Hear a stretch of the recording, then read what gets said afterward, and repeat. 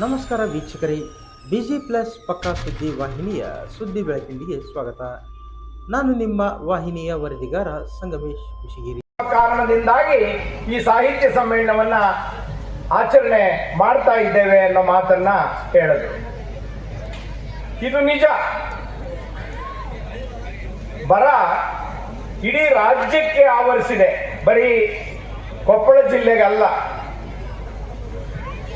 ರಾಜ್ಯಕ್ಕೆ ಬರ ಆವರಿಸಿದ ಸಂದರ್ಭದಲ್ಲಿಯೂ ನಾಡು ನುಡಿಯ ಚಿಂತನೆಯನ್ನ ನಿಲ್ಲಿಸದೆ ಅದನ್ನ ಸರಳವಾಗಿ, ಆಡಂಬರವಿಲ್ಲದೆ, ಅದ್ದೂರಿಯಾಗದೆ ಎಲ್ಲ ಸವಲತ್ತುಗಳನ್ನು ಕೊಡಮಾಡಿ ನಡೆಸಿಕೊಡ್ತಕ್ಕಂಥ ಈ ಆಯೋಜಕರು, ಈ ಸಮ್ಮೇಳನದ ಆಯೋಜಕರು ನಮ್ಮೆಲ್ಲರ ಶ್ಲಾಘನೆಗೆ ಪಾತ್ರರಾದವರು ಅಂತೇಳಿ ನಾನು ಭಾವಿಸಿಕೊಂಡಿದ್ದೇನೆ. ಸಾಹಿತ್ಯ ಈಗ ನಗರಗಳನ್ನು ಬಿಟ್ಟು ಹಳ್ಳಿಗಳ ಕಡೆಗೆ ಪ್ರವೇಶ ಮಾಡ್ತಾ ಇದೆ. ಕಾರಣ ಏನು ಅಂದ್ರೆ, ನಗರಗಳ ಜನ ಬೇರೆ ಬೇರೆ ವೃತ್ತಿಗಳಲ್ಲಿ ನಿರತರಾಗಿಬಿಟ್ಟಿದ್ದಾರೆ. ಅವರಿಗೆ ಸಾಹಿತ್ಯದ ಬಗ್ಗೆ ಮಾತನಾಡುವ, ಚಿಂತಿಸುವ, ಹೊಸ ಆಲೋಚನೆಗಳನ್ನು ತರುವ ಜರೂರು ಕಾಣ್ತಾ ಇಲ್ಲ. ಆದ್ರಿಂದ ಈಗ ಅಕ್ಷರ ಜ್ಞಾನ ಹೆಚ್ಚಾದಂತಲ್ಲ, ಗ್ರಾಮೀಣ ಭಾಗದಲ್ಲಿ ವಿದ್ಯಾವಂತರು ಬೆಳೆದಂತೆಲ್ಲ ಈ ಸಾಹಿತ್ಯ ನಮ್ಮ ಗ್ರಾಮೀಣ ಭಾಗಕ್ಕೆ ಪ್ರವೇಶ ಮಾಡುತ್ತಿರುವುದು ಒಳ್ಳೆಯ ಕೆಲಸ. ಕೊಪ್ಪಳ ಜಿಲ್ಲೆಯ ಕನ್ನಡ ಸಾಹಿತ್ಯ 14ನೇ ಸಮ್ಮೇಳನವನ್ನ ತಾವು ಈ ಗ್ರಾಮದಲ್ಲಿ ನಡೆಸ್ತಿರ್ತಕ್ಕಂಥದ್ದು, ಹಿರೇಮನ್ನಾಪುರ ಗ್ರಾಮದಲ್ಲಿ ನಡೆಸ್ತಿರ್ತಕ್ಕಂಥದ್ದು ಅತ್ಯಂತ ಉಚಿತವಾದದ್ದು ಅಂತೇಳಿ ನಾನು ಭಾವಿಸಿಕೊಂಡಿದ್ದೇನೆ. ಇನ್ನು ಮುಂದೆ ಸಾಹಿತ್ಯ ಮತ್ತು ಸಾಹಿತ್ಯದ ಬೆಳವಣಿಗೆ ಗ್ರಾಮೀಣ ಭಾಗದ ಜನರಿಂದಲೇ ಹೊರತು ನಗರೀಕರಣಗೊಂಡ ಜನರಿಂದ ಅಲ್ಲ ಅನ್ನುವ ನಂಬಿಕೆ ನನ್ನದು. ಅದನ್ನ ನಿಮ್ಮ ಮೇಲೆ ವಿಶ್ವಾಸ ಇಟ್ಟು ಈ ಮಾತನ್ನ ಹೇಳ್ತಾ ಇದ್ದೆ. ಕನ್ನಡ ಸಾಹಿತ್ಯ ಕೂಡ ಬೆಳೆದು ಬಂದದ್ದು ಗ್ರಾಮೀಣ ಭಾಗದ ಜನರಿಂದ. ವಿಶೇಷವಾಗಿ ನಾಗರಿಕತೆ ಆರಂಭ ಆಗುವ ಮೊದಲು ನಮ್ಮ ಕನ್ನಡ ಭಾಷೆ ಛಿದ್ರಗೊಂಡಿತ್ತು, ಚದುರುಗೊಂಡಿತ್ತು. ಅನೇಕ ಭಾಗಗಳಲ್ಲಿ ಕನ್ನಡ ಭಾಷೆ ಇತ್ತು, ಆದರೆ ಒಂದು ಕಡೆ ಅದು ಕ್ರೋಢೀಕರಣಗೊಂಡಿರ್ತಕ್ಕಂಥದ್ದು ಆಗಿರಲಿಲ್ಲ. ಆ ಕಾಲದಲ್ಲಿ ಕೂಡ ಕನ್ನಡ ಭಾಷೆಯ ಬೆಳವಣಿಗೆಯ ದೃಷ್ಟಿಯಿಂದ, ಕನ್ನಡ ಭಾಷೆಯ ಉತ್ತುಂಗದ ದೃಷ್ಟಿಯಿಂದ ನಾವೇನು ಕಡಿಮೆ ಇರಲಿಲ್ಲ. ಆಗ ಇಷ್ಟು ಅಕ್ಷರ ಜ್ಞಾನ ಇರಲಿಲ್ಲ. ನಮಗೆ ಸ್ವಾತಂತ್ರ್ಯ ಬಂದ 1947ರಲ್ಲಿ 75 ವರ್ಷಗಳ ಹಿಂದೆ, ನಿಮಗೆ ಗೊತ್ತಿರಲಿ, ನಮ್ಮ ಸಮಾಜದ ಅಕ್ಷರಸ್ಥರ ಪ್ರಮಾಣ ಕೇವಲ 20% ಇದ್ದದ್ದು. ಈಗದು ಸರಿಸುಮಾರು 80% ಆಗಿದೆ. 20% ಅಕ್ಷರ ಜ್ಞಾನ ಇದ್ದ ಕಾಲದಲ್ಲಿ ನಮ್ಮ ಸಾಹಿತ್ಯ ಕಡಿಮೆ ಇರಲಿಲ್ಲ. ಆ 20% ಅಕ್ಷರಸ್ಥರನ್ನು ಬಿಟ್ಟುಬಿಡಿ, 80% ಅನಕ್ಷರಸ್ಥರಿದ್ರಲ್ಲ, ಅವರು ಮೌಖಿಕವಾದ ಸಾಹಿತ್ಯವನ್ನ ರಚನೆ ಮಾಡ್ತಾ ಇದ್ರು. ಜೋಳ ಕೊಯ್ಯುವಾಗ, ಕಳೆ ಕೀಳುವಾಗ, ಮಡಿಕೆ ಮಾಡುವಾಗ, ಕರಕುಶಲ ಕೆಲಸದಲ್ಲಿ ತೊಡಗಿಸಿಕೊಂಡಿರುವಾಗ ಆ ಅನಕ್ಷರಸ್ಥ ಸಮುದಾಯದ ದೊಡ್ಡ ಚಿಂತನೆ ನಮ್ಮ ಜನಪದ ಸಾಹಿತ್ಯದಲ್ಲಿ ನೀವು ನೋಡಬಹುದು. ಇವತ್ತೇನು ಬರಗಾಲದಲ್ಲಿ ಸಾಹಿತ್ಯ ಸಮ್ಮೇಳನ ಮಾಡ್ತೀವಿ ಅಂತ ಹೇಳಿದ್ರು, ನಮ್ಮ ಜನಪದರು ಇದನ್ನ 2,500-3,000 ಸಾವಿರ ವರ್ಷಗಳ ಹಿಂದೆ ಹೇಳಿದ್ದಾರೆ. ಅವರು ತಮ್ಮ ಕಷ್ಟಗಳನ್ನ ಎಷ್ಟು ಚೆನ್ನಾಗಿ ಹೇಳ್ಕೊಂಡಿದ್ದಾರೆ ಅಂತ ಅಂದ್ರೆ, ಅವ್ರು ಹೇಳ್ತಾರೆ, ಸಣ್ಣ ಸಣ್ಣ ತ್ರಿಪದಿಗಳಲ್ಲಿ ತಮ್ಮ ಜೀವನವನ್ನ ದರ್ಶನ ಮಾಡೋದನ್ನು ಕಲ್ತ್ಕೊಂಡಿದ್ದಾರೆ.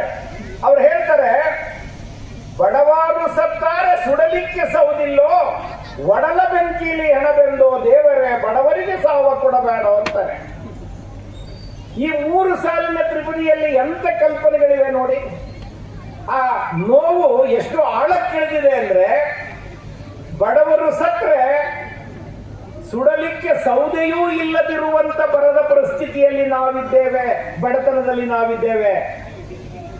ಆದ್ರೆ ನಮ್ಮ ಹೊಟ್ಟೆ ಹುರಿ ಎಷ್ಟಿದೆ ಅಂದ್ರೆ, ಒಡಲ ಬೆಂಕಿಲಿ ಹೆಣಬೆಂದೋ ದೇವರೇ, ನನ್ನ ಒಡಲ ಬೆಂಕಿ ಎಷ್ಟು ತೀವ್ರವಾಗಿದೆ ಅಂದ್ರೆ ಎಷ್ಟು ಹೆಣಗಳನ್ನಾದರೂ ನೀವು ಬೇಯಿಸಬಹುದು, ಅಷ್ಟು ಒಡಲುರಿ ನನಗೆ ಇದೆ ಅಂತ ಹೇಳಿ ನಮ್ಮ ಅನಕ್ಷರಸ್ಥರು ತನ್ನ ದುಃಖವನ್ನ ಹೇಳ್ಕೊಳ್ತಾರೆ.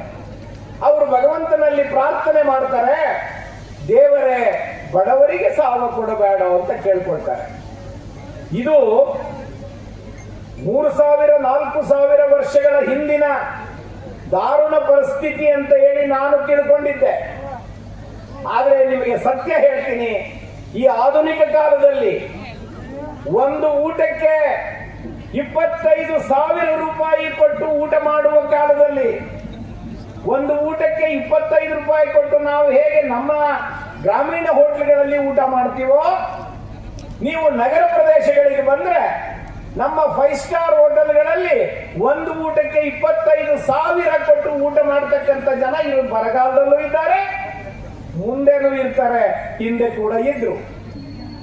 ಈ ಪರಿಸ್ಥಿತಿ ಹೇಗಿದೆ ಅಂದ್ರೆ ಇದು 3500 ವರ್ಷಗಳ ಹಿಂದಿನ ಕಥೆ ಅಲ್ಲ. ನಾನು ಕೊಪ್ಪಳದ ಕಥೆಯೊಂದನ್ನು ನಿಮಗೆ ಹೇಳೋದಕ್ಕೆ ಬಯಸ್ತೇನೆ.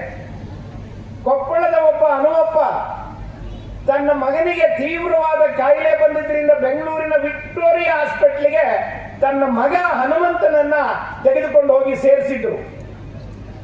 8 ದಿನ ವಿಕ್ಟೋರಿಯಾ ಹಾಸ್ಪಿಟಲ್ ಇದ್ದ. ಅವನತ್ರ ತಾನು ಮಾರಿದ್ದ ಹೊಲದ 12,000 ರೂಪಾಯಿ ಮಾತ್ರ ಇತ್ತು. 12ನೇ ದಿನಕ್ಕೆ ಅವನತ್ರ ಇದ್ದ ಹಣ 3,000ಕ್ಕೆ ಇಳಿಯಿತು. 9ನೇ ದಿನಕ್ಕೆ ಮಗ ತೀರ್ಕೊಳ್ತಾನೆ. ತನ್ನ ಮಗನನ್ನ ಬೆಂಗಳೂರಿನ ಯಾವುದೋ ಜಾಗದಲ್ಲಿ ಉಳಬೇಕು ಅಂತ ಅವನಿಗೆ ಅನಿಸ್ಲಿಲ್ಲ. ನನ್ನ ಹೊಲದಲ್ಲಿ ಉಳಬೇಕು, ಕೊಪ್ಪಳಕ್ಕೆ ಎತ್ಕೊಂಡು ಹೋಗಬೇಕು ಅಂತ ಹೇಳಿ ವಿಕ್ಟೋರಿಯಾ ಹಾಸ್ಪಿಟಲಿನ ಎದುರುಗಡೆ ಇದ್ದ ಟ್ಯಾಕ್ಸಿ ಅವರನ್ನು ಹೋಗಿ ಮಾತನಾಡಿಸ್ತಾನೆ. ನನ್ನ ಮಗನ ಹೆಣ ಕೊಂಡು ಹೋಗಬೇಕು, ದಯವಿಟ್ಟು ನೀವು ಎಷ್ಟು ನಿಮಗೆ ಹಣ ಕೊಡಬೇಕು ಹೇಳಿ ಅಂದ್ರೆ ಅವರು ಹೇಳ್ತಾರೆ 15,000 ರೂಪಾಯಿ ಆಗ್ತದೆ ನಿನ್ನ ಮಗನ ಹೆಣವನ್ನ ಕೊಪ್ಪಳಕ್ಕೆ ಕೊಂಡು ಹೋಗ್ಲಿಕ್ಕೆ. ಕೊಂಡು ಹೋಗಿ ಬಿಟ್ಟು ನಾನು ವಾಪಸ್ ಬರ್ಬೇಕಾದ್ರೆ ನನಗೆ 15,000 ಆಗ್ತದೆ ಅಂತ ಹೇಳ್ತಾರೆ. ಅವನ ಹತ್ರ 15,000 ಇರಲಿಲ್ಲ, ಬರೀ 3,000 ಇತ್ತು. ಆಗ ಅವನು ಪಕ್ಕದಲ್ಲಿದ್ದ ಸಿಟಿ ಮಾರ್ಕೆಟ್ಗೆ ಹೋಗಿ 1,000 ಕೊಟ್ಟು ದೊಡ್ಡ ಟ್ರಂಕ್ ಕೊಂಡುಕೊಂಡು ಬಂದು ತನ್ನ ಮಗನ ಹೆಣವನ್ನ ಮುದುರಿ ಆ ಟ್ರಂಕ್ನೊಳಗಡೆ ಇಟ್ಟು ಒತ್ಕೊಂಡು ಬಸ್ ಸ್ಟ್ಯಾಂಡಿಗೆ ಬಂದು ಬಸ್ಸಿನ ಮೇಲೆ ಹಾಕಿ ಸೀದಾ ಕೊಪ್ಪಳಕ್ಕೆ ಬರ್ತಾನೆ. ಕೊಪ್ಪಳದಲ್ಲಿ ತನ್ನ ಮಗನ ಶವ ಸಂಸ್ಕಾರ ಮಾಡ್ತಾನೆ. ಇದು 5-6 ವರ್ಷಗಳ ಹಿಂದೆ ನಡೆದಂತ ಘಟನೆ. ಪ್ರಜಾವಾಣಿಯಲ್ಲಿ ಫುಲ್ ಪೇಜ್ ನಲ್ಲಿ ಬಂದಿದ್ದಂತ ಘಟನೆ ಇದು. ಇದು ನಾನು ಹೇಳ್ತಿರೋ ಘಟನೆ ಅಲ್ಲ. 2,500 ವರ್ಷಗಳ ಹಿಂದೆ ನಮ್ಮ ಜನಪದರು ಯಾವ ಬಡವರಿಗೆ ಸಾವ ಕೊಡಬೇಡ ಅಂತ ಹೇಳಿದ್ರೋ ಅದೇ ಮಾತನ್ನ ಇವತ್ತಿನ ಬಡವರು, ಗ್ರಾಮೀಣ ಪ್ರದೇಶದ ಬಡವರು ಇವತ್ತು ಕೇಳ್ತಿದ್ದಾರೆ, ಬಡವರಿಗೆ ಸಾವ ಕೊಡಬೇಡ ದೇವರೇ ಅಂತ ಕೇಳ್ಕೊಳ್ತಾ ಇದ್ದಾರೆ. ಇದು ನಮ್ಮ ಸಾಹಿತ್ಯ ವಲಯದ ಬಹಳ ದೊಡ್ಡ ಪಲ್ಲಟವನ್ನ ಉಂಟು ಮಾಡಿದ ಒಂದು ಘಟನೆ ಅಂತ ನಾನು ಭಾವಿಸಿಕೊಂಡಿದ್ದೇನೆ. ಬಂಧುಗಳೇ, ಸಾಹಿತ್ಯ ಮತ್ತು ಸಮಾಜ ಬೇರೆ ಬೇರೆ ಅಲ್ಲ. ಇವೆರಡೂ ಒಂದೇ ನಾಣ್ಯದ ಮುಖಗಳು. ಸಮಾಜವಿಲ್ಲದೆ ಸಾಹಿತ್ಯ ಹುಟ್ಟುವುದಿಲ್ಲ. ಸಾಹಿತ್ಯ ಸಂಸ್ಕೃತಿಯನ್ನ, ಮೌಲ್ಯಗಳನ್ನ, ಚಿಂತನೆಗಳನ್ನ ಬೆಳೆಸುವ ಕೆಲಸವನ್ನ ಮಾಡಬೇಕು. ಸಾಹಿತ್ಯ ಈ ಸಮಾಜದ ಕನ್ನಡಿ. ಇದು ಬರೀ ಸಮಾಜದ ಕನ್ನಡಿ ಆದ್ರೆ ಸಾಕಾಗೋದಿಲ್ಲ, ಸಮಾಜದ ದಾರಿದೀಪ ಕೂಡ ಆಗಬೇಕು. ಯಾವಾಗ ಸಾಹಿತ್ಯ ಈ ಸಮಾಜಕ್ಕೆ ದಾರಿದೀಪ ಆಗ್ತದೆ, ಆಗ ಆ ಸಾಹಿತ್ಯಕ್ಕೆ ಮಾನವೀಯ ಮೌಲ್ಯಗಳ ರಕ್ತ ಮಾಂಸಗಳು ಕೂಡುತ್ತವೆ. ಇಲ್ಲದೆ ಹೋದ್ರೆ ಅದು ಕೇವಲ ಅಕ್ಷರಗಳ ಪಂಜರವಾಗಿ ನಮ್ಮ ಕಣ್ಣು ಮುಂದೆ ನಿಲ್ಲುತ್ತದೆ. ಸಾಹಿತ್ಯ ಮೈ ಕೈ ತುಂಬಿ ರಕ್ತ ಮಾಂಸಗಳನ್ನ ಕೊಟ್ಟುಕೊಂಡು ಉಸಿರಾಡೋದಕ್ಕೆ ಆರಂಭ ಮಾಡೋದು ಯಾವಾಗ ಅಂದ್ರೆ ಅದು ಈ ಸಮಾಜವನ್ನ ನಡೆಸುವ ದಾರಿದೀಪವಾದಾಗ ಮಾತ್ರ. ಅಂತ ಕೆಲಸವನ್ನ ಯಾವ ಸಾಹಿತಿ ಮಾಡೋದಿಲ್ಲ ಅವನು ನಮ್ಮ ಸಮಾಜದ ಪ್ರತಿನಿಧಿ ಆಗೋದಿಲ್ಲ. ಆ ಸಾಹಿತ್ಯ ನಮ್ಮ ಕನ್ನಡಿ ಕೂಡ ಆಗೋದಿಲ್ಲ. ಇದು ನಮ್ಮೆಲ್ಲ ಸಾಹಿತ್ಯದ ಇತಿಹಾಸ ಇದೆಯಲ್ಲ, ಅದರಲ್ಲಿ ಅಡಗಿದೆ ಅನ್ನೋ ಸತ್ಯವನ್ನ ನಿಮಗೆ ಹೇಳ್ತಾ ಇದ್ದೇನೆ. ಕನ್ನಡದ ಮೊದಲ ಕವಿ ಪಂಪ, ಆದಿಕವಿ ಪಂಪ ಅಂತ ಕರೀತಾರೆ. ಅವನ ವಿಕ್ರಮಾರ್ಜುನ ವಿಜಯದಲ್ಲಿ, ಅವನ ಕಾವ್ಯಗಳಲ್ಲಿ ಬರುವ ಜೈನ ಸಾಹಿತ್ಯದ ಹಿರಿಮೆ ಒಂದು ಕಡೆ ಆದ್ರೆ ಜೀವನ ಮೌಲ್ಯಗಳು ಮತ್ತೊಂದು ಕಡೆ. ಆ ಜೀವನ ಮೌಲ್ಯಗಳು ನಿಜವಾದ ಸಾಹಿತಿ ಹೇಗೆ ಜೀವನ ಮೌಲ್ಯಗಳ ಜೊತೆಗೆ ಸಂಘರ್ಷಕ್ಕೆ ಇಳಿತಾನೆ ಅಂದ್ರೆ ನಾವು ಪಂಪನನ್ನ ಮತ್ತೆ ಮತ್ತೆ ಮತ್ತೆ ಮತ್ತೆ ಉದಾಹರಣೆಯಾಗಿ ಕೊಂಡುಕೊಳ್ಬೇಕು, ಉದಾಹರಣೆಯಾಗಿ ನೋಡಬೇಕು ಅಂತ ನನಗೆ ಅನಿಸ್ತದೆ. ಅವನು ಭಾರತವನ್ನ ಬರೆಯುವಾಗ ಹರಿಕೇಸರಿ ಅವನ ನಾಯಕ, ಹರಿಕೇಸರಿ ತನ್ನ ರಾಜ, ಅವನಿಗೆ ರಾಜಾಶ್ರಯವನ್ನ ಕೊಟ್ಟಿದ್ದವನು. ಹರಿಕೇಸರಿಯನ್ನ ನಾಯಕನಾಗಿ ಅವನು ಕಾವ್ಯವನ್ನು ರಚನೆ ಮಾಡುತ್ತಲೇ ಕರ್ಣನ ಪಾತ್ರ ಬಂದಾಗ ಅವನು ಹರಿಕೇಸರಿಯನ್ನ ಮರ್ತೇ ಬಿಡ್ತಾನೆ. ಹರಿಕೇಸರಿಯ ಬಗೆಗೆ ಮರೆತು ಕರ್ಣನನ್ನ ಕುರಿತು ಮಾತನಾಡ್ತಾನೆ. ಯಾವುದು ಛಲ, ಯಾವುದು ಜಾತಿ, ಯಾವುದು ನಿಮ್ಮ ಮೆಚ್ಚುಗೆಯ ಸಂಗತಿ, ಚಲಂ ಚಲಮಲ್ತು ಕುಲಂ ಚಲಮಲ್ತು, ಈ ಮಾತುಗಳನ್ನ ಹರಿಕೇಸರಿಯನ್ನ ಕುರಿತು ಹೇಳಬೇಕಾಗಿದ್ದ ಪಂಪ ಕರ್ಣನನ್ನ ಕುರಿತು ಹೇಳುವಾಗ ಕರ್ಣನ ಪರವಾಗಿ ನಿಲ್ತಾನೆ ಹೊರತು ಹರಿಕೇಸರಿಯ ಪರವಾಗಿ ನಿಲ್ಲೋದಿಲ್ಲ. ಒಬ್ಬ ಲೇಖಕ ಸತ್ಯದ ಪರವಾಗಿ ನಿಲ್ಲುವುದೇ ಬಹಳ ದೊಡ್ಡ ಕೆಲಸ ಅವನದು. ಅವನು ಸತ್ಯದ ಪರವಾಗಿ ನಿಲ್ಲದೆ ಹೋದ್ರೆ ಅವನು ಲೇಖಕನಾಗಿ ಬಹಳ ಕಾಲ ಉಳಿಯೋದಿಲ್ಲ.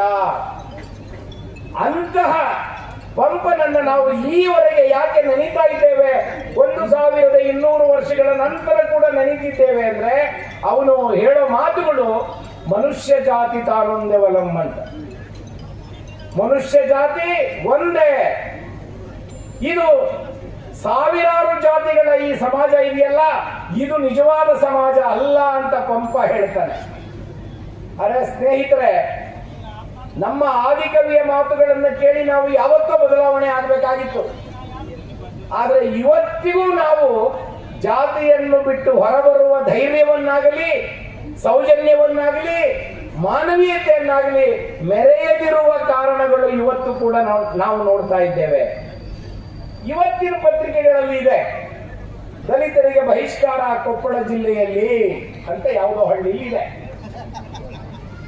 ಅರೆ, ನಮಗೆ ನಮ್ಮ ಸಾಹಿತ್ಯ ಏನನ್ನ ಕಲಿಸಿದೆ, ಯಾವುದನ್ನ ಹೇಳ್ಕೊಟ್ಟಿದೆ, ಯಾವ ಮಾನವೀಯತೆಯ ಕಡೆಗೆ ನೀವು ಮುಖ ಮಾಡಬೇಕು ಅಂತ ಹೇಳ್ಕೊಟ್ಟಿದೆ, ಆ ಮಾನವೀಯತೆ ಯಾಕೆ ನಮ್ಮ ಹೃದಯದೊಳಗೆ ರಕ್ತದೊಳಗೆ ಸೇರ್ಪಡೆಯಾಗಿಲ್ಲ ಅನ್ನುವ ಪ್ರಶ್ನೆಯನ್ನ ಈ ಸಾಹಿತ್ಯ ಸಮ್ಮೇಳನಗಳು ಕೇಳಿಕೊಳ್ಳಬೇಕು. ಎಲ್ಲಿಯವರೆಗೆ ಈ ಮಾನವೀಯತೆ, ನಮ್ಮ ಸಾಹಿತ್ಯದ ಒಳಗಿನ ಮಾನವೀಯತೆ ನಿಜ ರೂಪಕ್ಕೆ ಬರೋದಿಲ್ಲ, ಅಲ್ಲಿಯವರೆಗೆ ನಾವು ಮಾನವೀಯತೆಯನ್ನ ಕೇವಲ ಬೋಧನೆಗೆ ಇಟ್ಟುಕೊಂಡಿರ್ತೇವೆ, ಅದನ್ನ ಆಚರಣೆಗೆ ಇಟ್ಟುಕೊಂಡಿರುವುದಿಲ್ಲ. ಯಾವ ಸಾಹಿತ್ಯ ಆಚರಣೆಗೆ ಬರುವುದಿಲ್ಲ ಅದು ಮಾನವೀಯವಾದ ಸಾಹಿತ್ಯ ಆಗೋದಕ್ಕೆ ಸಾಧ್ಯ ಇಲ್ಲ. ಅದು ಗೂಟಾಟಿಕೆಯ ಸಾಹಿತ್ಯವಾಗುವುದರಲ್ಲಿ ಸಂಶಯವಿಲ್ಲ. ಆ ಕಾಲದ ಸಾವಿರಾರು ವರ್ಷಗಳ ಹಿಂದಿನ ನಮ್ಮ ಸಾಹಿತಿಗಳು ಇಂತಹ ಮಾನವೀಯತೆಯನ್ನು ಮೆರೆದಿರೋದು ಕನ್ನಡದ ಹೆಮ್ಮೆ ಅಂತ ಹೇಳಿ ನಾವೆಲ್ಲರೂ ತಿಳ್ಕೊಳ್ಳಬೇಕು. ಅಷ್ಟೇ ಅಲ್ಲ, ಅದನ್ನ ಆಚರಣೆ ಮಾಡುವ ಕೆಲಸವನ್ನು ಮಾಡಬೇಕು. 12ನೇ ಶತಮಾನದಲ್ಲಿ ಸುಮಾರು 900 ವರ್ಷಗಳ ಹಿಂದೆ ಪ್ರಪಂಚದಲ್ಲಿ ಎಲ್ಲೂ ಪ್ರಜಾಪ್ರಭುತ್ವ ಇರಲಿಲ್ಲ. ಪ್ರಪಂಚದ ಯಾವ ದೇಶದಲ್ಲಿಯೂ ಸಮಾನತೆಯ ಕಲ್ಪನೆ ಕೂಡ ಇರಲಿಲ್ಲ. ಅಮೆರಿಕದಂತ ಅವತ್ತು ಮುಂದುವರಿದ ರಾಷ್ಟ್ರ ಕಪ್ಪು ಜನರನ್ನ ಪ್ರಾಣಿಗಳ ರೀತಿಯಲ್ಲಿ ಮಾರಾಟ ಮಾಡ್ತಾ ಇದ್ರು. ಕಪ್ಪು ಜನರ ಸಂತೆ ನಡೀತಾ ಇತ್ತು. ನೀವು ಹೇಗೆ ಎತ್ತುಗಳ ಸಂತೆ ಮಾಡ್ತೀರಿ, ಹೋರಿಗಳ ಸಂತೆ ಮಾಡ್ತೀರಿ, ದನಕರುಗಳ ಸಂತೆ ಮಾಡ್ತೀರಿ, ಅಂತ ಸಂತೆಯನ್ನ ಅಮೆರಿಕದಲ್ಲಿ ಕಪ್ಪು ಜನರನ್ನ ಮಾರಾಟ ಮಾಡುವ ಸಂತೆಗಳನ್ನಾಗಿ ನಡೆಸ್ತಾ ಇದ್ರು. ದಷ್ಟಪುಷ್ಟವಾಗಿರುವ ಕಪ್ಪು ಜನರಿಗೆ ಹೆಚ್ಚು ಬೆಲೆ ಕೊಟ್ಟು ಕೊಂಡ್ಕೊಳ್ತಾ ಇದ್ರು. ವಯಸ್ಸಾದ ಕಪ್ಪು ಜನರನ್ನ ಕಡಿಮೆ ಬೆಲೆಗೆ ಕೊಂಡ್ಕೊಳ್ತಾ ಇದ್ರು. ಇವನಿಂದ ಕೆಲಸ ಆಗೋದಿಲ್ಲ ಅಂತ ಹೇಳಿ ಅವರನ್ನ ಮನುಷ್ಯರು ಅಂತ ಹೇಳಿ ಅವರು ಯಾವತ್ತೂ ತಿಳ್ಕೊಂಡವರು ಆಗಿರ್ಲಿಲ್ಲ. ಅಂತಹ ಕಾಲದಲ್ಲಿ ಈ ಕನ್ನಡ ನಾಡಿನಲ್ಲಿ, ಈ ಉತ್ತರ ಕರ್ನಾಟಕದ ಭಾಗದಲ್ಲಿ ಬಸವ ಕಲ್ಯಾಣದಿಂದ ಬಿಜಾಪುರದವರೆಗೆ ಈ ಎಲ್ಲ ಭಾಗಗಳಲ್ಲಿ ಹುಟ್ಟಿಕೊಂಡ ಶರಣರು ಹೊಸದಾಗಿ ಕಲ್ಪಿಸಿಕೊಟ್ಟದ್ದು, ತಿಳಿ ಹೇಳಿದ್ದು, ನಿಮ್ಮ ವಿವೇಕಕ್ಕೆ ಸ್ವಲ್ಪವಾದರೂ ಸಾಣೆ ಹಿಡಿಯಬೇಕು ಅನ್ನುವ ಕಾರಣದಿಂದಾಗಿ ಯಾವ ಕಾಲವನ್ನ ಅದರ ನೇತೃತ್ವ ವಹಿಸಿಕೊಂಡ ಬಸವಣ್ಣ ಹೇಳಿದ್ದೇನು, ಬಸವಣ್ಣ ಹುಟ್ಟಿನಿಂದ ಬ್ರಾಹ್ಮಣನಾದವನು. ನಾನು ಅಕಸ್ಮಾತ್ ಬ್ರಾಹ್ಮಣನಾಗಿ ಹುಟ್ಟಿದ್ದೇನೆ. ನಾವು ಇವತ್ತು ಹೇಳ್ತೀವಿ ಬರ್ತ್ ಈಸ್ ಅನ್ ಆಕ್ಸಿಡೆಂಟ್ ಅಂತ ಹೇಳ್ತೀವಿ. ಆದ್ರೆ 900,000 ವರ್ಷಗಳ ಹಿಂದೆ Basavanna birth is an accident ಅನ್ನೋದನ್ನ ಜಾರಿಗೆ ತಂದವನು. ಅವನು ಹೇಳಿದ, ಉನ್ನತ ಕುಲದಲ್ಲಿ ಹುಟ್ಟಿದನೆಂಬ ಕಷ್ಟದ ಹೊರೆಯ ಹೊರಿಸದಿರಯ್ಯ ಕೂಡಲ ಸಂಗಮ ದೇವ ಅಂತ. ನಾನು ಅಕಸ್ಮಾತ್ ಉನ್ನತ ಕುಲದಲ್ಲಿ ಹುಟ್ಟಿದ್ದೇನೆ. ಉನ್ನತ ಕುಲ ಅಂತ ನೀವು ಕರೆಯುವ ಬ್ರಾಹ್ಮಣನಾಗಿ ನಾನು ಹುಟ್ಟಿದ್ದೇನೆ. ಆದ್ರೆ ಆನು ಹಾರುವನೆಂದರೆ ಕೂಡಲ ಸಂಗಮ ಮೆಚ್ಚುವನೆ. ನಾನು ಬ್ರಾಹ್ಮಣ ಅಂತ ಹೇಳಿಕೊಂಡ್ರೆ ನನ್ನನ್ನು ಕೂಡಲ ಸಂಗಮ ಗೌರವದಿಂದ ಕಾಣ್ತಾನೆಯೇ, ಮರ್ಯಾದೆಯಿಂದ ಕಾಣ್ತಾನೆಯೇ ಅಂತ ಪ್ರಶ್ನೆ ಮಾಡಿಕೊಂಡವನು. ಆದ್ರಿಂದ ನನ್ನನ್ನ ಉನ್ನತ ಕುಲದಲ್ಲಿ ಹುಟ್ಟಿದವರು ಅಂತ ಹೇಳಿ ನೀವು ಅವಮಾನ ಮಾಡಬೇಡಿ ಅಂತ ಕೇಳಿಕೊಂಡವನು ಬಸವಣ್ಣ. ಆದ್ರಿಂದ ಬಸವಣ್ಣ ದೊಡ್ಡ ಮನುಷ್ಯನಾದದ್ದು. ಅವನು ರಾಜನ ಆಸ್ಥಾನದಲ್ಲಿ ಅರ್ಥಮಂತ್ರಿ ಆದಾಗ್ಯೂ 1 ರೂಪಾಯಿಯ, 1 ಆಣೆಯ, 1 ಸಣ್ಣ ರೂಪಾಯಿಯ ಮೋಸ ಮಾಡದೆ ನಡೆಸಿದ ಕಾರಣಕ್ಕಾಗಿ ಅವನನ್ನ ಹೊರಗೆ ಹಾಕಲಾಯಿತು, ಅವನನ್ನ ದೂಡಲಾಯಿತು ಆಚೆಗೆ ರಾಜರ ಆಸ್ಥಾನದಿಂದ. ಅಂತಹ ಬಸವಣ್ಣ ತನ್ನ ಬಗ್ಗೆ ತಾನು ಹೇಳ್ಕೊಳ್ಳೋದು, ನಾನು ಇಂಥ ಜಾತಿಯಲ್ಲಿ ಹುಟ್ಟಿದ್ದೇನೆ ಅನ್ನೋ ಕಾರಣಕ್ಕೆ ನಾನು ದೊಡ್ಡ ಮನುಷ್ಯ ಅಲ್ಲ, ನನ್ನ ಆಚರಣೆಯಿಂದ ನಾನು ದೊಡ್ಡ ಮನುಷ್ಯ, ನನ್ನ ವಿಚಾರಗಳಿಂದ ನಾನು ದೊಡ್ಡ ಮನುಷ್ಯ, ಅದನ್ನ ನೀವು ಕೂಡ ಕಲಿಯಬೇಕು ಅಂತ ಹೇಳಿ ಮೊದಲ ಬಾರಿಗೆ ಇಡೀ ಪ್ರಪಂಚದಲ್ಲಿ, ನಿಮಗೆ ಗೊತ್ತಿರಲಿ, ಬರೀ ಇಂಡಿಯಾದಲ್ಲ, ಇಡೀ ಪ್ರಪಂಚದಲ್ಲಿಯೇ ಪ್ರಜಾಪ್ರಭುತ್ವದ ಕಲ್ಪನೆ ಇಲ್ಲದಿದ್ದ ಕಾಲದಲ್ಲಿ ಬಸವಣ್ಣ ಎಲ್ಲರನ್ನ ಕರೆದು ಅವರನ್ನ ಮನುಷ್ಯರನ್ನಾಗಿ ಮಾಡುವ ಕೆಲಸವನ್ನು ಮಾಡ್ತಾರೆ. ಎಲ್ಲರಿಗೆ ಲಿಂಗ ದೀಕ್ಷೆ, ಯಾರಾದರೂ ಲಿಂಗ ದೀಕ್ಷೆಯನ್ನು ಪಡೆಯಬಹುದು. ಮಾದಾರ ಚೆನ್ನಯ್ಯನಂತವರು, ಮಾದಾರ ಧೂಳಯ್ಯನಂತವರು, ಅಂಬಿಗರ ಚೌಡಯ್ಯನಂತವರು, ಸೂಳೆ ಸಂಕವ್ವೆ ಆಕೆಗೆ ಕೂಡ ಈ ವಚನ ದೀಕ್ಷೆಯನ್ನ ಕೊಟ್ಟು, ಲಿಂಗ ದೀಕ್ಷೆಯನ್ನ ಕೊಟ್ಟು ತನ್ನ ಪಾರ್ಲಿಮೆಂಟ್ ನಲ್ಲಿ ಸದಸ್ಯರನ್ನಾಗಿ ಮಾಡಿಕೊಳ್ಳುತ್ತಾನೆ. ಈ ಧೈರ್ಯ ಇವತ್ತಿಗೂ ನಮ್ಮ ಸಾಮಾಜಿಕ ಜೀವನದಲ್ಲಿ ಬಂದಿಲ್ಲ ಅನ್ನೋದು ನಮಗೆ ಗಮನದಲ್ಲಿ ಇರಬೇಕು. ಆದ್ದರಿಂದ ವಚನ ಸಾಹಿತ್ಯ ಪ್ರಪಂಚದ ಅತ್ಯುತ್ಕೃಷ್ಟ ಸಾಹಿತ್ಯಗಳಲ್ಲಿ ಒಂದು ಅನ್ನೋದನ್ನ ನಾವು ಹೆಮ್ಮೆ ಪಡಬೇಕು ಕನ್ನಡಿಗರು. ನಿಮ್ಮ ಹೆಮ್ಮೆ ಯಾವುದು ಅಂದ್ರೆ, ನನ್ನ ಹೆಮ್ಮೆ ನಮ್ಮ ಬಸವ, ನನ್ನ ಹೆಮ್ಮೆ ನನ್ನ ವಚನ, ನನ್ನ ಹೆಮ್ಮೆ ಈ ವಚನಕಾರರು ಕಟ್ಟಿಕೊಟ್ಟ ಸಮಾಜ ಅಂತ ಹೇಳುವ ಧೈರ್ಯವನ್ನ ಕನ್ನಡಿಗರು ತೋರ್ಬೇಕು. ದುರ್ದೈವ ಏನು ಅಂದ್ರೆ, ಇವತ್ತಿಗೂ ಈ ಕ್ಷಣಕ್ಕೂ ಅಸ್ಪೃಶ್ಯತೆ ಅಳದಿಲ್ಲ, ಅಸ್ಪೃಶ್ಯರ ಬಹಿಷ್ಕಾರ ನಿಂತಿಲ್ಲ, ಜಾತಿ ಭೇದವನ್ನು ನಿರ್ನಾಮ ಮಾಡುತ್ತೇನೆ ಎನ್ನುವ ಒಬ್ಬ ಜಗದ್ಗುರುವು ನಮ್ಮ ಕಣ್ಣಿಗೆ ಕಾಣುತ್ತಿಲ್ಲ. ಯಾಕೆ ಹೀಗೆ ಅಂತೇಳಿ ನಾನು ಚಿಂತೆ ಮಾಡ್ತೀನಿ ಯಾವಾಗಲೂ. ಜಗತ್ತಿಗೆ ಗುರುವಾದವನು ತನ್ನ ಪಕ್ಕದ ಮನೆಯ ಅಸ್ಪೃಶ್ಯರನ್ನ ತನ್ನಂತೆ ಕಾಣುವ ಪರಿಸ್ಥಿತಿಯನ್ನ ಆಚರಣೆಗೆ ತಂದಿಲ್ವಲ್ಲ ಯಾಕೆ ಅನ್ನೋದು ನನ್ನ ಬಹಳ ದಿನಗಳ ಪ್ರಶ್ನೆ. ಅಂತಹ ಬಸವಣ್ಣನ ಕಾಲದ ಆದರ್ಶ ಮತ್ತೆ ಮರುಕಳಿಸಬೇಕು. ಅದು ಸಾಧ್ಯವಾಗೋದು ನಮ್ಮ ಸಾಹಿತ್ಯ ಮತ್ತು ರಾಜಕಾರಣದಿಂದ. ರಾಜಕಾರಣಿಗಳಿಗೆ ಈ ಧೈರ್ಯ ಬರಬೇಕು. ನಾನು ಎಲ್ಲರಿಗೂ ಸಮಾನನಾಗಿ ಕಾಣುತ್ತೇನೆ, ಎಲ್ಲರೂ ಸಮಾನರು ಅನ್ನುವ ತತ್ವವನ್ನು ನಾನು ಬೋಧನೆ ಮಾಡ್ತೇನೆ, ಬೇರೆಯವರಿಗೆ ಹೇಳೋದಿಲ್ಲ, ನಾನು ಆಚರಣೆ ಮಾಡ್ತೀನಿ ಅನ್ನೋದು ಬರಬೇಕು. ನಾವು ಕಳೆದ 70-80 ವರ್ಷಗಳಲ್ಲಿ ಏನ್ ಮಾಡಿದ್ದೇವೆ? ದಲಿತರನ್ನ ಮುಖ್ಯವಾಹಿನಿಗೆ ತರುವ ಬದಲು ಪ್ರತ್ಯೇಕ ಕಾಲೋನಿಗಳನ್ನು ರಚನೆ ಮಾಡಿದ್ದೇವೆ. ಮುಖ್ಯವಾಹಿನಿಗೆ ತರುವ ಬದಲು ಅವರಿಗೆ ಒಂದು ಬೋರ್ವೆಲ್ ಅಂತ ಕೊರೆದು ಕೊಟ್ಟಿದ್ದೇವೆ. ಮುಖ್ಯವಾಹಿನಿಗೆ ತರುವ ಬದಲು ಅವನಿಗೆ ಒಂದು ಅಸ್ಪೃಶ್ಯ ಬಸವಣ್ಣನನ್ನ ಕಟ್ಟಿಕೊಟ್ಟಿದ್ದೇವೆ. ಇದು ಸುಧಾರಣೆ ಅಲ್ಲ. ಸುಧಾರಣೆ ಯಾವುದು ಅಂದ್ರೆ, ನಮ್ಮೆಲ್ಲರಿಗೂ ಒಬ್ಬನೇ ಬಸವಣ್ಣ, ನಮ್ಮೆಲ್ಲರಿಗೂ ಒಬ್ಬನೇ ಶಿವ. ಆ ಶರಣರು ಹೇಳ್ತಾರೆ, ಆಶ್ಚರ್ಯ ಆಗ್ತದೆ. ದುಳಯ್ಯ ಅಂತ ಒಬ್ಬ ಜನಕಾರ ಇದ್ದಾನೆ, ರಸ್ತೆ ಬದಿಯಲ್ಲಿ ಕೂತು ಚಪ್ಪಲಿ ಕಾಯಕ ಮಾಡ್ತಕ್ಕಂಥವನು. ಅವನು ಹೇಳ್ತಾನೆ, ಈ ಚಪ್ಪಲಿ ಕಾಯಕ ಮಾಡುವ, ಚಪ್ಪಲಿಯ ಅಟ್ಟೆಯನ್ನ ಚುಚ್ಚುವ ಉಳಿಯ ಮನೆಯಲ್ಲಿ ಪ್ರತ್ಯಕ್ಷನಾದ ಪರಮೇಶ್ವರನ ಕಂಡು. ಅವನಿಗೆ ಪರಮೇಶ್ವರ ಪ್ರತ್ಯಕ್ಷ ಆಗೋದು ತಪಸ್ ಮಾಡಿ ಅಲ್ಲ, ಪೂಜೆ ಮಾಡಿ ಅಲ್ಲ, ಹುತ್ತ ಬೆಳೆದು ಅಲ್ಲ. ಅವನಿಗೆ ಅವನು ಶಿವ ಪ್ರತ್ಯಕ್ಷನಾಗೋದು ಅಟ್ಟೆಯ ಚುಚ್ಚುವ ಉಳಿಯ ಮನೆಯಲ್ಲಿ ಪ್ರತ್ಯಕ್ಷನಾದ ಪರಮೇಶ್ವರನ ಕಂಡು ಇತ್ತಲೇ ಕೈಯ ಬಂದೆ ಕಾಯದ ತಿತ್ತಿಯ ಹೊತ್ತಾಡುವವನ ಮುಂದೆ ಅಂತಾನೆ.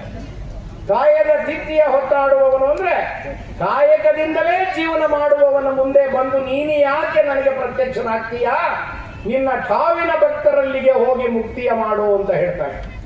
ಯಾರು ನಿನ್ನ ಹೆಸರು ಹೇಳ್ಕೊಂಡು ಬದುಕ್ತಿದ್ದಾರೆ ಕಳ್ಳು ಭಕ್ತರು, ಅವರಿಗೆ ವಿಮೋಚನೆ ಮಾಡಪ್ಪ, ನನಗೆ ನಿನ್ನ ಹತ್ರ ಕೆಲಸ ಇಲ್ಲ ಅಂತಾನೆ. ನಾವ್ಯಾರಾದ್ರೂ ಶಿವ ಪ್ರತ್ಯಕ್ಷ ಆದ್ರೆ ಬಿಡ್ತೀವ? ಸ್ವಾಮಿ ಒಂದು ದೊಡ್ಡ ಕಾರ್ ಕೊಡಿಸ್ಬಿಟ್ಟು ಹೋಗು, ಹೆಂಗ್ ಬಂದಿದ್ದೀಯಾ ಅಂತೀವಿ. ಒಂದ್ 5 ಬಾಡಿಗೆ ಬರುವಂತ ಮನೆ ಕಟ್ಸ್ಕೊಟ್ಬಿಟ್ಟು ಹೋಗೋ ಮರಾಯ, ಒಬ್ರೊಬ್ಬಗೆ ಸಿಕ್ಕಿದೀಯಾ ಅಂತ ಕೇಳ್ತೀವಿ. ಆದ್ರೆ ಆ ಮಾದಾರ ಧೂಳಯ್ಯ ಕೇಳ್ತಾನೆ, ನಿನ್ನ ಹತ್ರ ನನಗೆ ಕೆಲಸ ಇಲ್ಲ ಗುರುವೇ, ನೀನು ಹೊರಡಿಲ್ಲಿಂದ, ನಿನ್ನ ಹೆಸರೇಳಿ ಬದುಕ್ತಿದ್ದಾರಲ್ಲ ಅವರಿಗೆ ಮೊದಲು ಬುದ್ಧಿ ಕಲಿಸು ಅಂತ ಹೇಳಿ ಕಳಿಸ್ತಾನೆ. ಅದು ವಚನಕಾರರ ನಿಷ್ಠೆ, ವಚನಕಾರರ ನೇಮ, ವಚನಕಾರರ ಪ್ರಾಮಾಣಿಕತೆ. ಇದು ಕನ್ನಡ ನಾಡಿನ ಜನರಿಗೆ ಬೇರೆಲ್ಲರಿಗಿಂತ ಮೊದಲು ಬರಬೇಕಿತ್ತು. ಆದ್ರೆ ನಾವು ಕನ್ನಡಿಗರು ಅನ್ನುವ ಹೆಮ್ಮೆ ಇದೆ.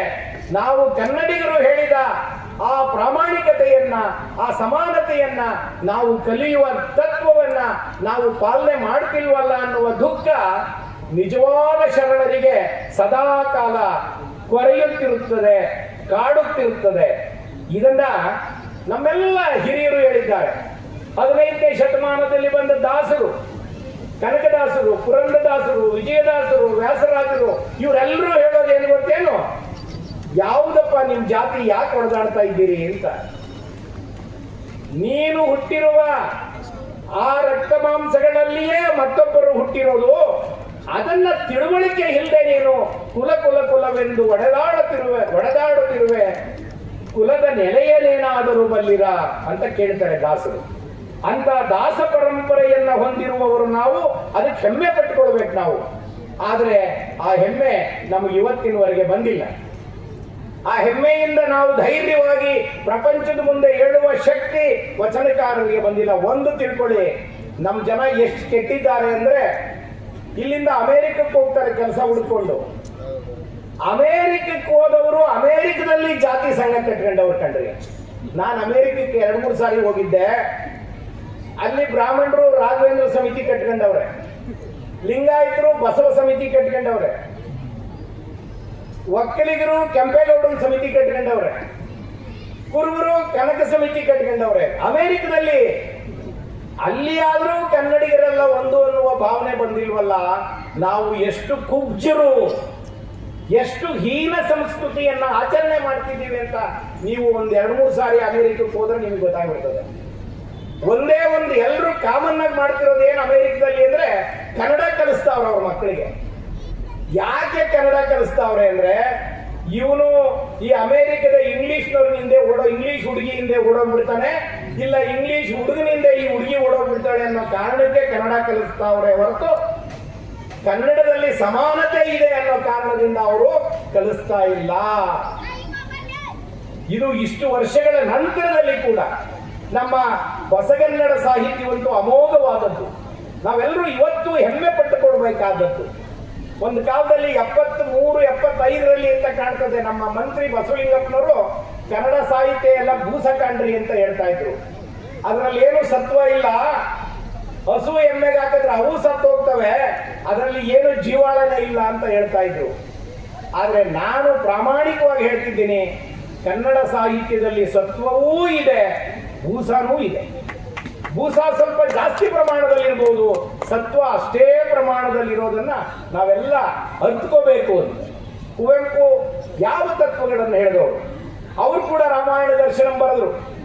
ಅವರ ರಾಮಾಯಣ ದರ್ಶನದ ರಾಮ ನಿಜವಾದ ಪುರುಷೋತ್ತಮ.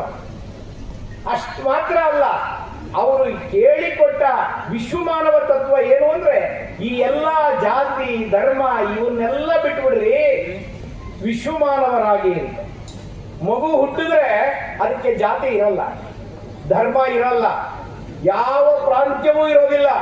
ನಾನು ಕನ್ನಡ, ತಮಿಳು, ಮಲಯಾಳ ಇರೋದಿಲ್ಲ ಮಗುಗೆ. ಬೆಳೀತಾ ಬೆಳೀತಾ ಬೆಳೀತಾ ಮಗುನ ಹೆಂಗ್ ಮಾಡ್ತೀವಿ ನಾವು ಅಂದ್ರೆ, ನೀನ್ ಇಂಥ ಜಾತಿಯವನು ಅಂತ ಹೇಳ್ಕೊಡ್ತೀವಿ, ಇಂಥ ಧರ್ಮ ಪಾಲನೆ ಮಾಡ್ಬೇಕು ಅಂತ ಹೇಳ್ಕೊಡ್ತೀವಿ, ಇಂಥ ಊರ್ನವನು ಅಂತ ಹೇಳ್ಕೊಡ್ತೀವಿ. ಅದನ್ನ ಕುಬ್ಜಮಾನವನನ್ನಾಗಿ ಮಾಡುವ ಕೆಲಸವನ್ನ ನಮ್ಮ ಸಮಾಜ ಮಾಡ್ತಾ ಇದೆ, ನಮ್ಮ ಸಂಸ್ಕೃತಿ ಮಾಡ್ತಿದೆ. ನೀವು ಹೆಮ್ಮೆ ಪಟ್ಕೊಳ್ಬೇಕಾದಂತ ಸಂಸ್ಕೃತಿ ಇಲ್ಲ ನಿಮ್ಮೂರಲ್ಲಿ ಅಂತ ಕುವೆಂಪು ಹೇಳ್ತಾರೆ. ಅವ್ರು ಅದಕ್ಕೆ ಹೇಳಿದ್ದು, ಓ ನನ್ನ ಚೇತನ ಆಗು ನೀ ಅನಿಕೇತನ ಅಂತ. ಅನಿಕೇತನ ಅಂದ್ರೆ ಎಲ್ಲ ಎಲ್ಲೆಗಳನ್ನ ಮೀರಿದ ಒಂದು ಪ್ರಪಂಚವನ್ನು ಕಟ್ಟು ಅಂತ ಹೇಳ್ಕೊಡ್ತಾರೆ. ಅದಕ್ಕೆ ನಾವೆಲ್ಲರೂ ಭಾಜನರಾಗಬೇಕು.